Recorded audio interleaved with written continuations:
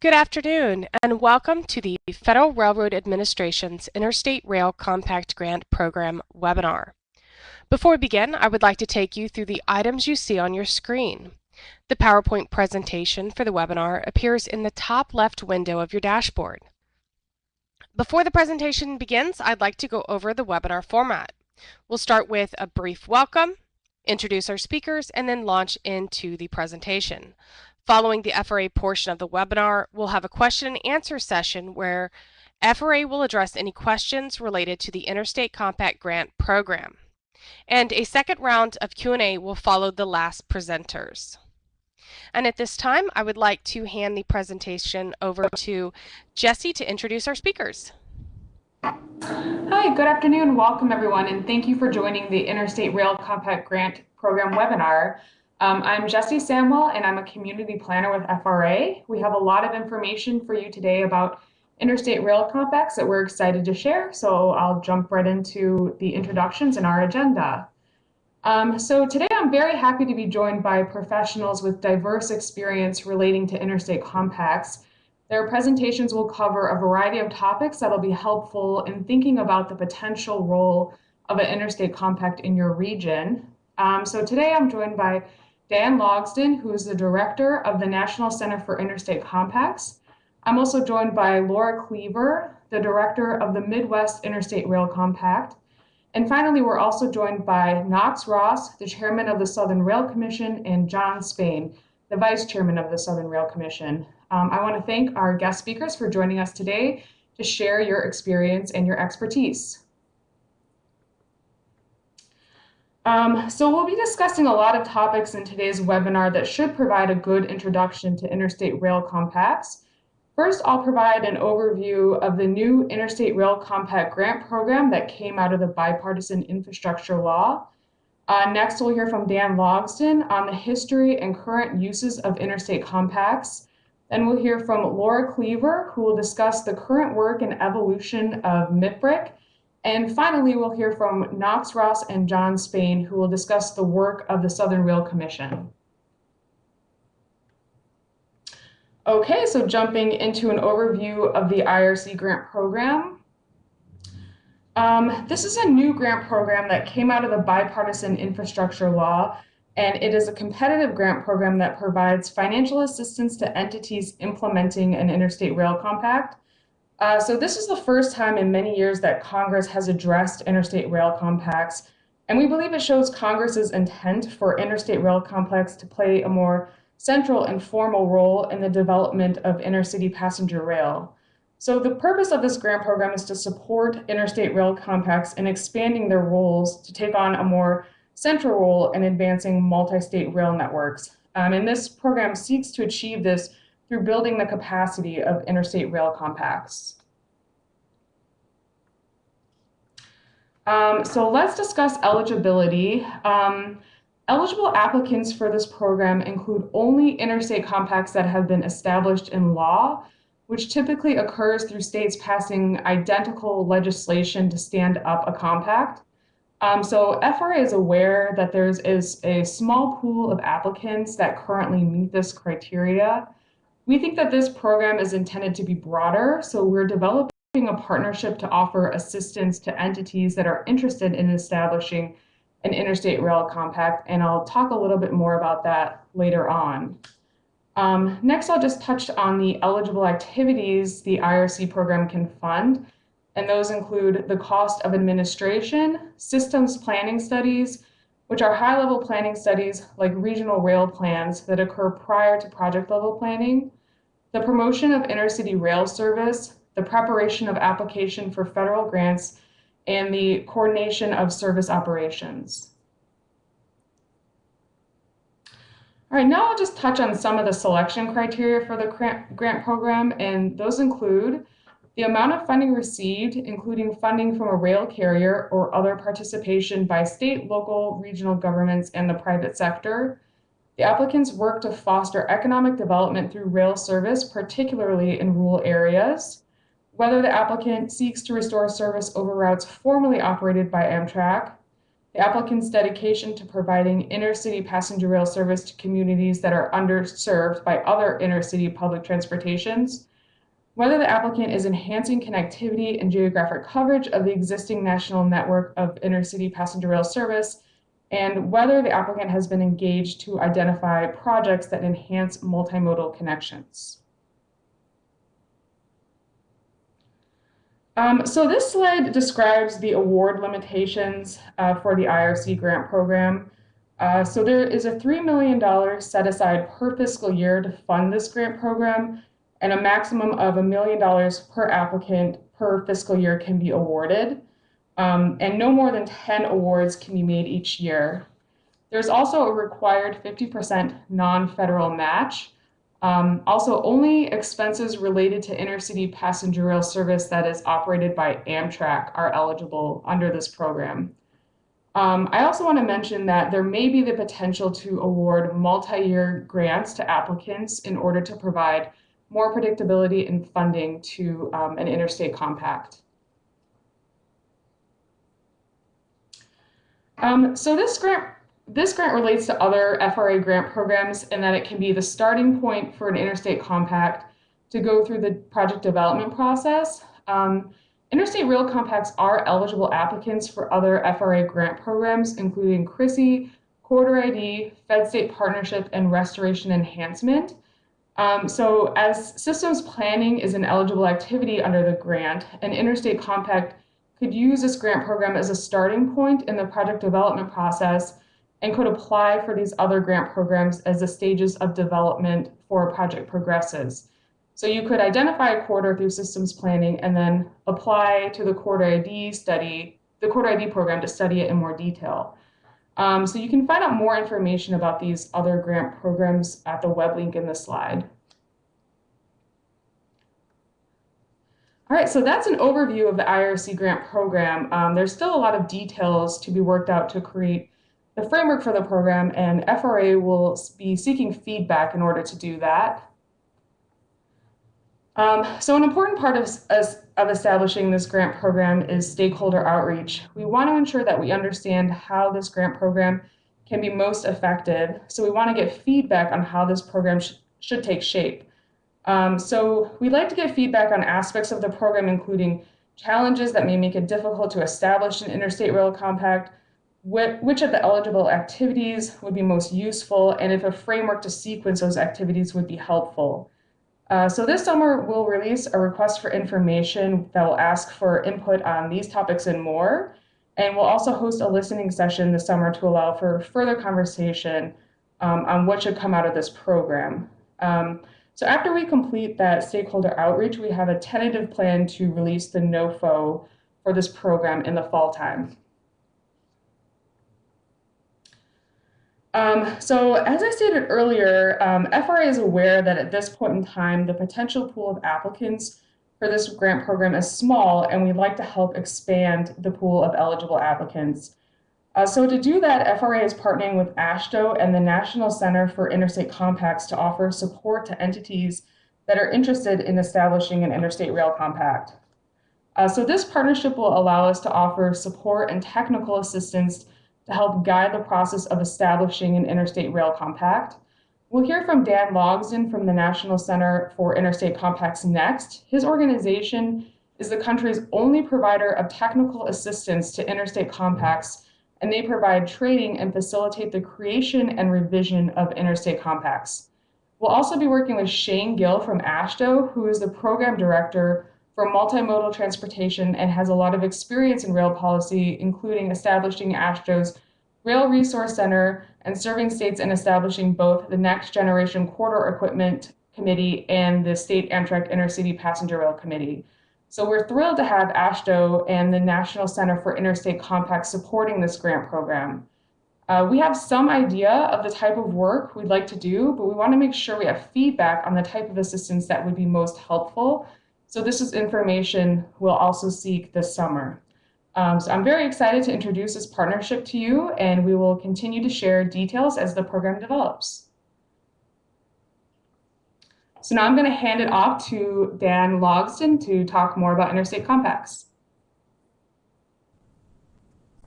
Hi, thanks, Jesse, and good afternoon, everyone. I'm Dan Lawson. I'm the director of the National Center for Interstate Compacts at the Council of State Governments. The Council of State Governments is a membership organization for states. We're nonprofit, nonpartisan.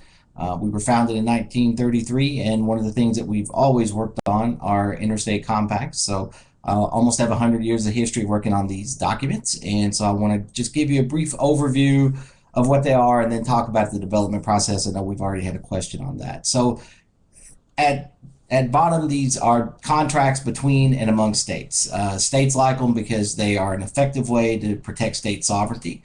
They allow states to adapt policy based on their own specific needs. No offense to Congress, but when they pass a law, they really can't take into account the vagaries of state policy. And so when you have the states around the table, they tend to be able to do that.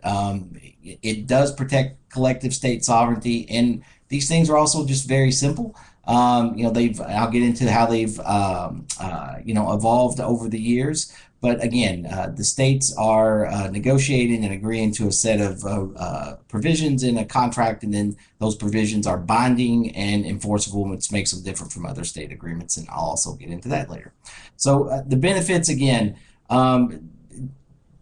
if you look at the history of these compacts, they've been very successful. The first administrative contract or compact is now 100 years old. It's the New York, New Jersey Port Authority. Before that, compacts had mostly been used for state boundaries and access to natural resources, but in 1922, with the creation of that compact, and then 10 years later with the creation of the Colorado River Compact, states began to look at these for more administrative functions, and there are a plethora of interstate compacts that deal with the transporting of low-level nuclear waste, adult offenders, juvenile offenders, children in foster care, and occupational licensure. So states, again, want to use these documents to protect their sovereignty, to really, keep the federal government involved in things that are beneficial for them, but keep the federal government at bay on areas that strictly belong to states, like for instance, occupational licensure. Although there are a lot of opportunities for federal and state partnerships. I know states work closely with the Council of State Governments, the Department of Labor, and the Department of Defense. But again, these allow states to set the priorities for areas of policy that they've traditionally had control over. It does allow the states to come together and speak with one voice. It does allow the states to deal with the threat of a federally mandated solution, and to again craft a solution that they believe will benefit them, but also accomplish the goals that the federal government has. Sometimes you'll see where the federal government will push an issue to the states, like give them an opportunity to work it out first by authorizing the compact, and then if they don't take any action, then the Congress will revisit that and set policy. So typically the states do get an opportunity to deal with that area of policy before there's a federal law passed. So again, compacts predate the founding of the Republic. There was a compacts provision, as you can see here in the Articles of Confederation, and certainly there's a compacts clause, a contract clause in the United States Constitution. Congressional consent is typically important when a compact is going to infringe on areas where the federal government has traditionally exercised its power. So I'll get into occupational licensure later, but there's an area where clearly the federal government really has no role. It's up to the states to protect the public, and if they choose to license a profession, those compacts don't need congressional consent. Other compacts obviously do.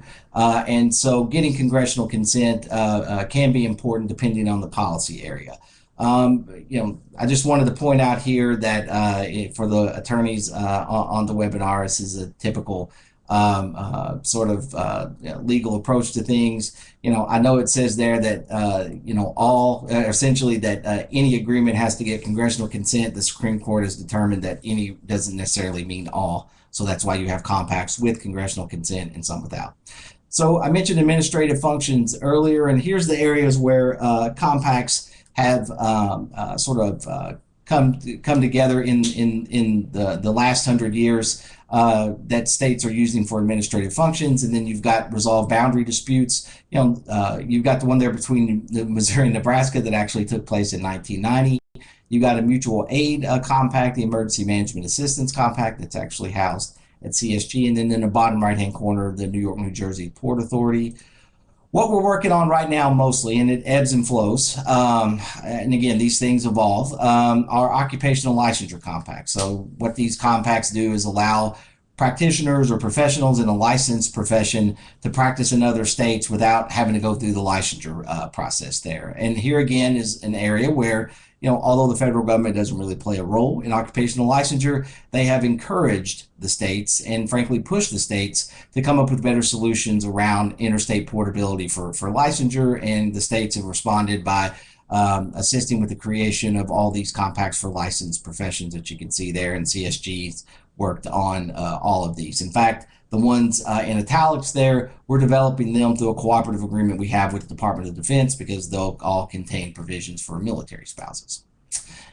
So there are 265 current compacts that are active. There's a number of that have sunsetted or are no longer or have been repealed by the states. There is a precedence for international participation. You don't see that very often. And again, states belong to about 24 of these. Some states belong to a lot more. Some are right at that level. But these are mechanisms that states use quite often to deal with either bi-state issues, regional issues, or national issues. There's currently 6 national interstate compacts. And so, again, I mentioned earlier, compacts are binding. And their provisions are enforceable, and that's why they're powerful for states. They're different from an administrative agreement or an agency-to-agency agreement because they're enacted by the legislature and they're signed into law or allowed to become law by the governor. And in order to leave an interstate compact, you have to vote yourself out. The legislature has to pass legislation saying you're out, and the governor has to allow that to become law. So that's where they're different from interagency agreements or MOUs that states work out among themselves on any issues that may arise between them or among them. So again, it's the binding part of that's so important. Good interstate compacts enforce their provisions. That doesn't mean they always go to court. Sometimes they have to mediate issues. But again, there was a compact called the Multi-State Tax Compact that is now the Multi-State Tax Commission. And one of the reasons it's not a compact anymore is because it didn't enforce its provisions. States began making changes to the agreement and it lost its uniformity and therefore lost its power. And the federal court said this is no longer an interstate compact. And again, compacts are different from uniform laws. I think Jesse mentioned earlier about the exact same language. It's a contract. So each state has to pass substantively and substantially the same language. We can account for, differences. For instance, Maryland has a statute on the books that may not and shall not mean the same thing, and they prefer may not. So in that instance, we could adjust the compact language to suit Maryland. If there's a constitutional provisions, we can work our ways around those, but states have to pass almost identical language in order for the compact to be in effect. And then unlike uniform laws, there's no enforceability or withdrawal provisions. All right, so I wanted to spend some time on this. Don't worry, I'm not going to read it all, but this is the process that we've developed over 100 years of creating these interstate agreements, these interstate contracts. So, in phase 1, we'll convene a larger group to sort of scope out the issue, set the parameters, act as a best practices, act as a group that can inform the facilitators, which is us and the attorneys, about the provisions of the compact that are important, that need to be represented. Then we pull together a document team, which again is mostly attorneys, but we'll also have subject matter experts there. They'll draft an agreement. We'll take it back to that first group, then we'll take it back out for stakeholder review. Stakeholder review is a critical part of creating these documents because, again, when you get to the legislature, they can't change it. And so they depend on the Council of State Governments, although we don't own interstate compacts, anybody can write one.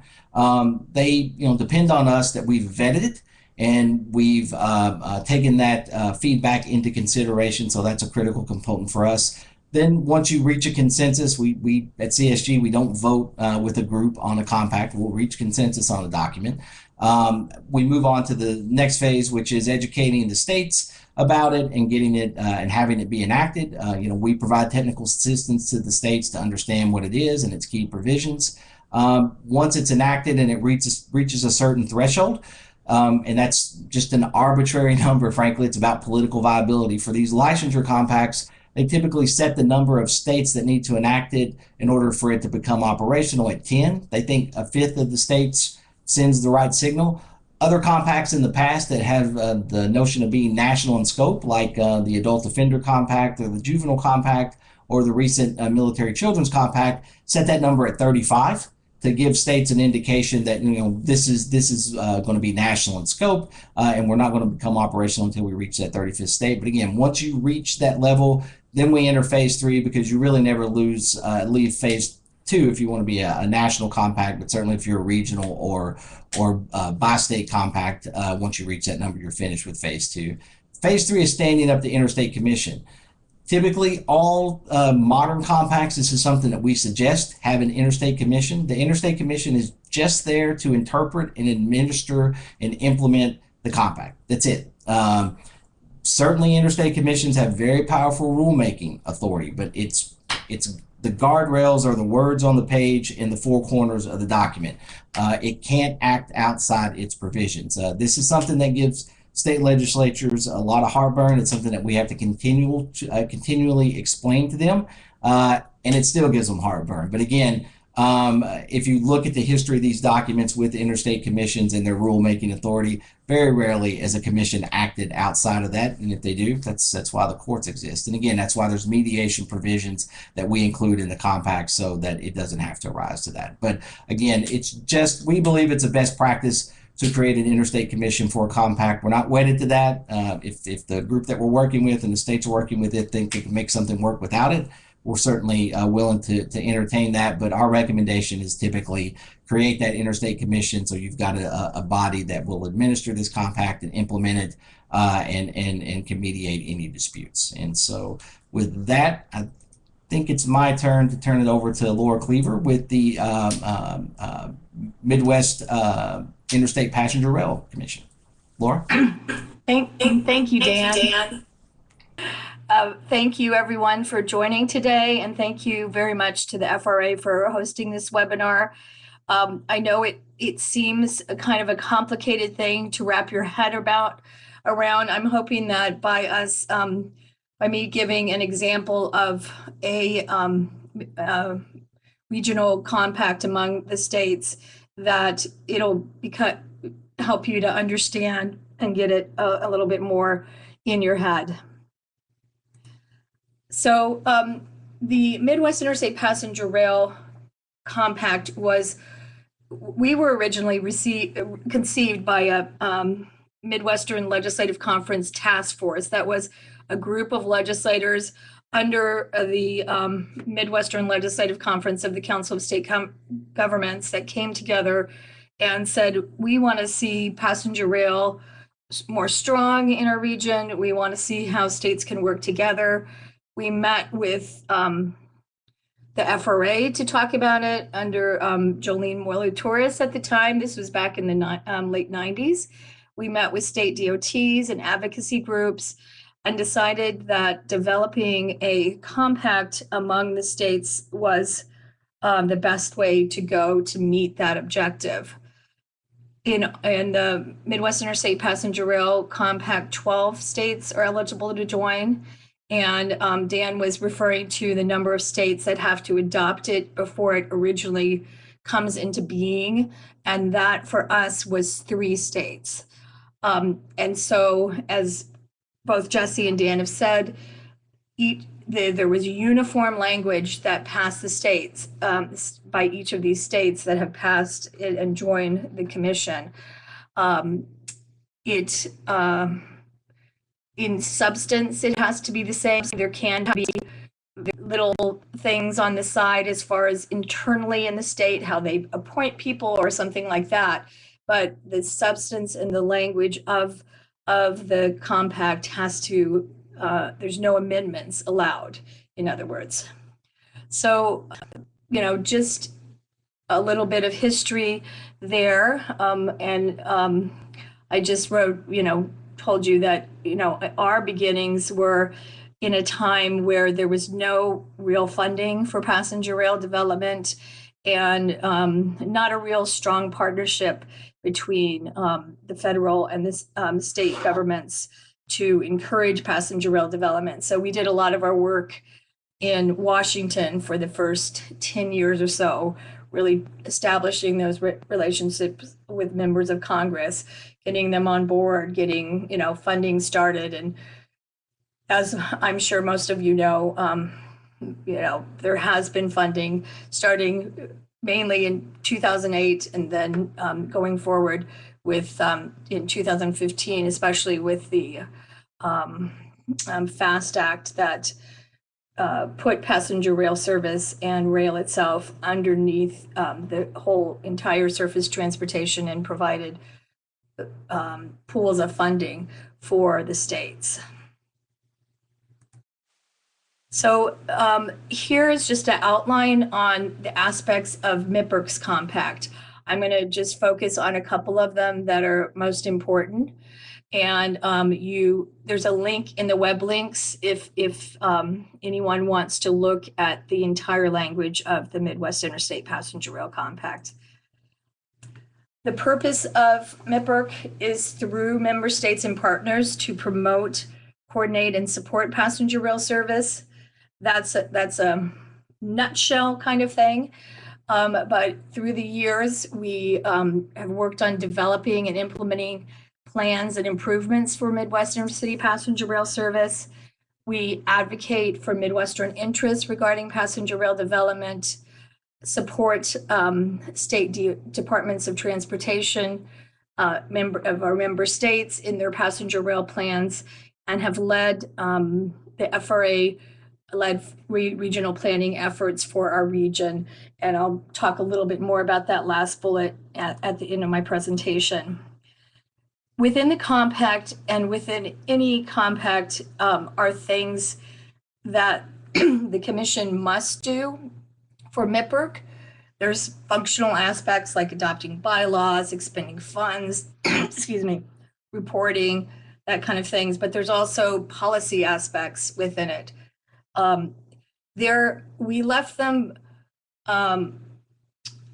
intentionally not vague, but not constricted, because this was supposed to be a long-term contract, and it's lasted over the years. I mean, MIPRC, the compact became effective in 2000, so we haven't had to have states go back in and change it, because we made it broad enough that we were able to do things. The must things were things that could within our scope of vision quickly, and then there were things that the commission can do. Excuse me. Those are the powers that were given to the commission. Again, there's some functional aspects. Dan had mentioned that you might not even establish a commission, but a main purpose of the compact was to establish a commission to be able to do these things. And I think that any of the interstate rail compacts wouldn't really be very functional without a commission to do all these things that are envisioned by the Interstate Rail Compact program. So here is the policy aspects that we that were within the things that MIPRC doesn't have to do, but it can do. And one of the things that has become important for us is this last bullet, that we put it, if requested by the states and under the terms of a formal agreement, MIPRC can implement or provide oversight for specific rail projects. So our compact was not developed just to have DOTs work together to do corridor service, but it was advocacy, it was education, it was, informing and facilitating. So it's a bigger responsibility than just applying for grants, but that's where we are now, is that the commission has worked together with the DOTs and with our states well enough now to be able to to actually be at that point where we can provide oversight and implement specific rail projects through agreement with all our states. So the states that have that are currently members of the Midwest Interstate Passenger Rail Commission are 8: Illinois, Indiana, Kansas, Michigan, Minnesota, Missouri, North Dakota, and Wisconsin. The states of Iowa, Nebraska, and Ohio, and South Dakota are also eligible to join the compact. And Iowa, Nebraska, and Ohio actually were members previously and then withdrew from the compact. Dan mentioned that a little bit there's a way, you know, by repealing the compact that they could get out. But we've had a strong work with the states that are in our member compact, and we even really try to work with all the states that are possibly can be in the compact. We also the compact also designated 4 primary appointments to the commission. So on behalf of the state, there's 4 people from each state that represent that state, that makes the decision on behalf of the commission, that goes back to their states and educates them and things like that too. 2 are legislative appointments, 1 from the House of Representatives, 1 from the Senate, and 2 are gubernatorial appointees. 1 is the governor or the governor's designee, and the other is a private sector appointee. From the beginning, we felt that legislative involvement was very important, and legislators, after all, are the ones that have to pass legislation to have funding for a match. So educating them and bringing them on and having them work with DOTs without trying to take over is you know, the balancing act of that. But there hasn't, we've been very successful in that, and certainly can help guide other regions as they might want to develop that kind of thing. I just want to talk about 2 big aspects that we have worked on. One is the Midwest Regional Rail Initiative Plan that was already starting to be underway in the late 1990s. It was the state DOTs coming together to look at the Midwest as a network. And this has been the basis of a lot of the first the grants that were given starting in 2008. The Midwest was very successful in developing routes like Chicago, Detroit, Chicago, St. Louis, St. Louis to Kansas City, Chicago, Milwaukee, and because of this early planning that MIPRC advocated and told Congress about, and was very insistent about us needing a federal partner. This is just a map of that Midwest Regional Rail Initiative. So then we built on the Midwest Regional Rail Initiative, partnering with the Federal Railroad Administration. The FRA-Led the Midwest Regional Rail Plan effort, and it was developed over several years. MIPRC was the entity that applied to do this regional planning on behalf of the Midwestern states, and was one of the primary stakeholders along with the 12 Midwestern states. The plan came out in October of last year, and now we're working to see that developed. It's a long-term plan. It's like a 40-year plan, and it's a high-level plan. So the next step will be, how do we phase these this plan, and how do we get the corridors developed over time? So we'll be working to identify a phasing strategy to apply for federal funding for that, both through the Interstate Rail Compact program when it gets up and running, and through the existing funding that's available now. So that's kind of a little overview of what we've done, and what we encourage other regions to think about. I can talk more about why certain things are good to have within a compact, but this is our contact information if you'd like more information. I'm going to now turn it over to Knox Ross and John Spain with the Southern Rail Commission, who are going to talk to you about their experience in developing and implementing a intercity passenger rail compact.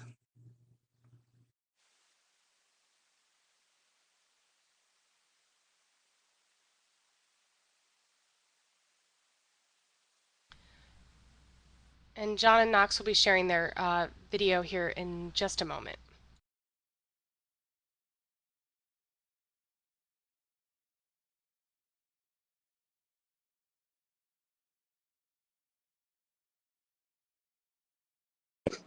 All right. Thank you. I'm Knox Ross. I'm chairman of the Southern Rail Commission, and we're delighted to be here today. And we're delighted to share with you our experience as part of the Southern Rail Commission. We've been operating as a commission since the mid-1980s.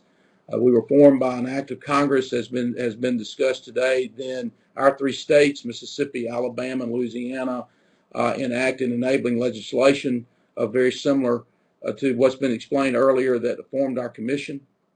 We are all appointed by our governors. We have 6 commissioners from each state. We are uncompensated. We have funding that comes from our state departments of transportation that allow us to do our work, our advocacy work, mostly in Washington, as the Midwest folks talked about, and also working with our state governments and our local governments as well. We think it's very important to point that out, that we have a dedicated source of funding that we're able to use. Because one of the most important things that we have done over the past 10 years or so is engage with people like Transportation for America and John Robert Smith, who can guide us in policy and developing policy. And we've been able to have a real impact on CRISI and the R&E program and the latest passenger rail title. A lot of that we had great influence over because we had guidance to be able to lead us down that path. But we represent, as I said, the states of Mississippi, Alabama, and Louisiana. We are able to, as a compact, and as we have our charter by Congress, we can apply for grants. We have successfully applied for a CRISI grant and an R&E grant on the Mobile, New Orleans route that is, as many of you know, is before the Surface Transportation Board right now. We stand ready to do the improvements that hopefully we can determine what those are. We also are able to do engineering studies that we are working with the state of Louisiana on Baton Rouge, New Orleans. We are also able to do advocacy work along routes that we've done on the route from New Orleans to Jacksonville, Florida, and also on the I-20. And so we are able to do a lot of work because our states support us both through the authority of the governor and also through a small amount of dues that each state pays, about $65,000 a year. So through all that, the advantages of having a compact, a multi-state compact, is we're able to stay a little bit above the political fray. So we all have times that we have administrations that are either more pro-passenger rail or more anti-passenger rail, especially in the South. And we are able to keep projects alive and also advocate for those projects. And we're also able to keep a little bit of politics out of it because we're able to, it's one of the few things that we're able to work on both sides of the aisle with basically equal effectiveness. We've been able to work with Democrat and Republican leadership in the House and Senate to get things done. And looking at our 3 states, you tend to think our states are mostly red, but that's not necessarily true. We have a Democratic governor, state of Louisiana. We've got Democratic congressmen in all 3 states that are very helpful to us, depending on who's in the White House. We're able to do that, we're able to apply for grants outside of the DOT process. We work very closely with them because they fund us, and we keep them very informed as to what we do, but we're also able to do things like the CRISI and REG programs and include our 3 states without those 3 states having to apply for individual grants to run things. And we have the authority to run trains. We have the authority to build stations. We have the authority to hire people to run these trains, and it works really, really well. But I think the main thing that is important for us is that we've become more than advocates.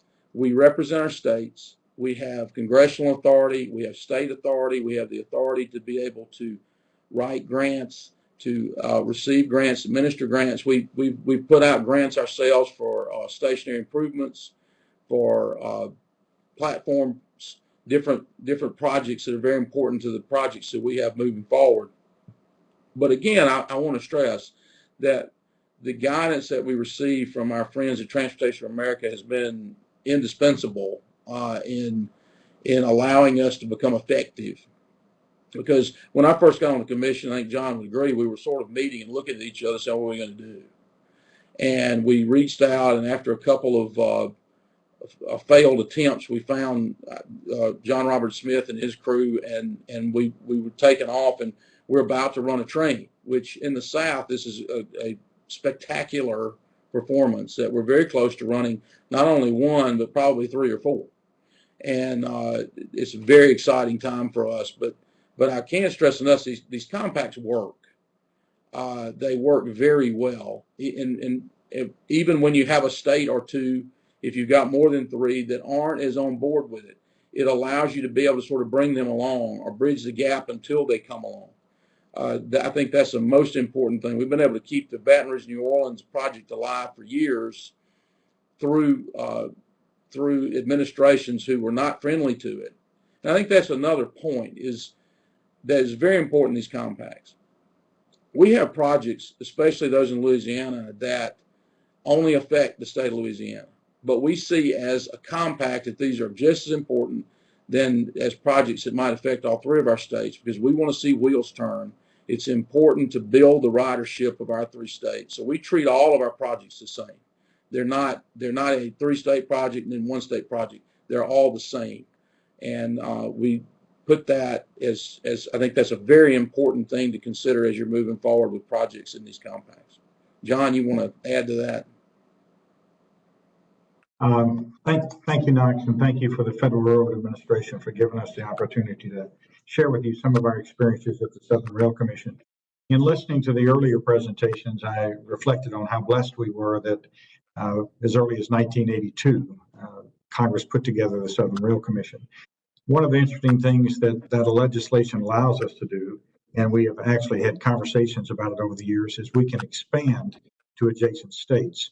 So when you start looking at projects that cross state lines, one of the wonderful things that we can all agree on today is that if you can just imagine having to deal with 3 governors, 3 legislators, 3 secretaries of transportation, and all the various levels of political organizations, as you start talking about multi-state rail, Southern Rail, you'd almost have to invent it in order to make those kind of projects happen. Because as Knox said, each of us serve at the pleasure of our governors. And so the three states then have investment both in people and in projects. And one of the great examples of that is the restoration of rail service east of New Orleans that was stopped after Hurricane Katrina back in 2005. It's a project that we hope to have the first phase actually running between Mobile and New Orleans in the coming year. Southern Rail Commission drew down $33 million in CRISI money, and that was matched, prorated by the 3 states. So we now have $66 million for that project. Think about what that would take in order to put that pool of money together if we didn't have Congress having created us and had solid representation on all 3 states. Our legislators can listen to a proposal where Florida might want to join, Texas might want to join, Arkansas might want to join. And it's a simple act of our legislatures saying, yes, under the rules that Congress gave us, we can add states. And as these rail projects go out, there's a good possibility that we'd be happy to have representatives and commissioners from Florida, Texas, and Arkansas. And then as long as they're adjacent, you can just imagine how many states could be a part of this. Our experience has been that this model works. And as a Southern Rail Commission, we have always offered to those of you around the country to come look at our model or ask us to come and sit down with you and let us tell you about our story, because we have found it to be really, really, very, very successful. One of the other things we also mentioned, because of where we're located, but this is also becoming more true from other parts of the country, is that these are not only passenger trains. In our parts of the country, they are evacuation trains. And as a resident of Louisiana, we remember Hurricane Katrina, where many of our residents did not have transportation, could not get out of harm's way. But you can imagine, with enough notice, our preparing trains that would bring people away from Gulf storms, take them to a place of safety.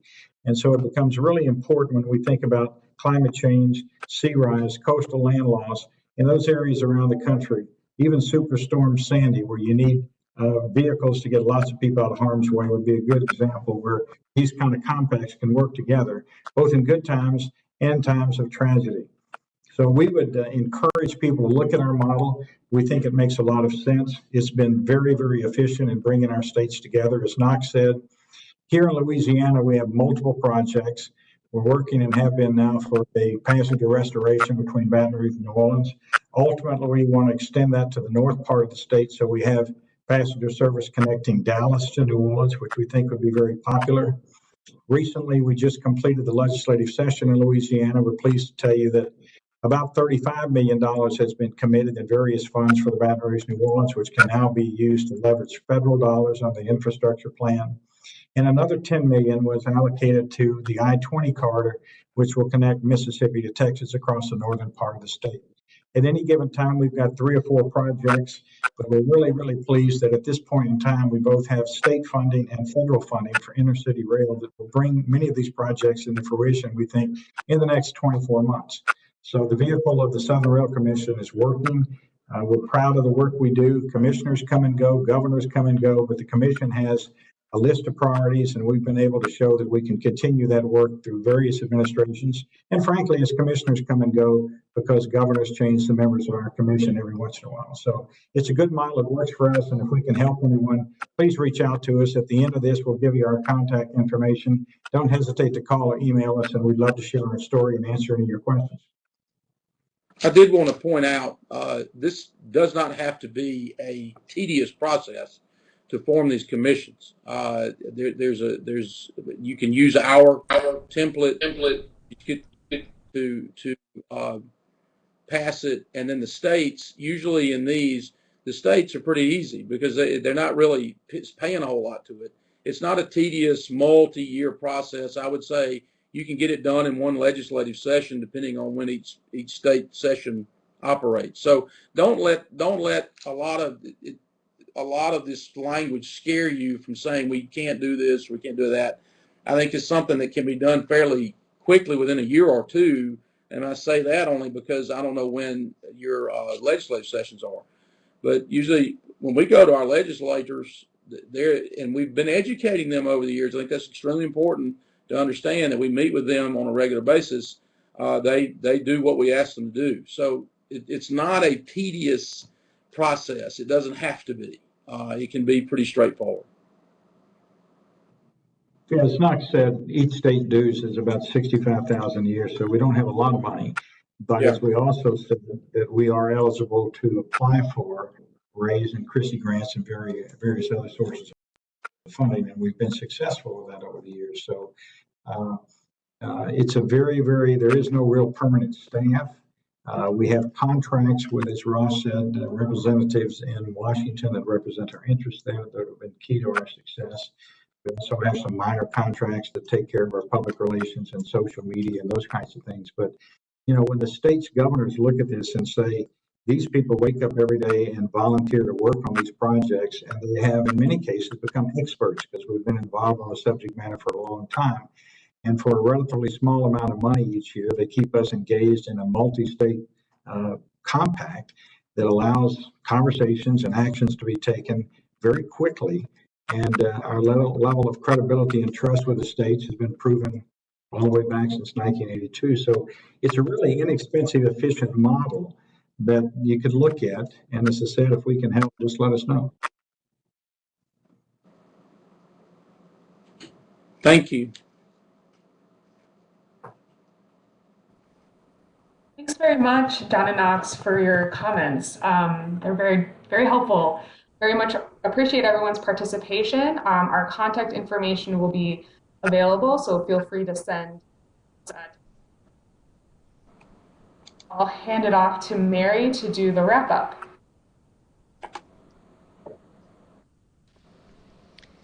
Thank you so much, Jesse, for that. Thank you all for joining us today for the Interstate Rail Compact Grant Program Outreach webinar. As you see, the contact information for Jesse, Laura, Dan, Knox, and John is on the screen. A recording or video of today's webinar will be available on FRA's website in the next week, and the webinar will be available in about, the presentation file will be available in about 24 hours, which you can access via web link 1. The webinar will end in about 20 seconds, so please copy or screenshot the contact information you see on your screen. Also, please note that we will email all web links to you after the webinar. Again, thank you so much for joining us, and we hope you have a wonderful day. Thank you, everyone.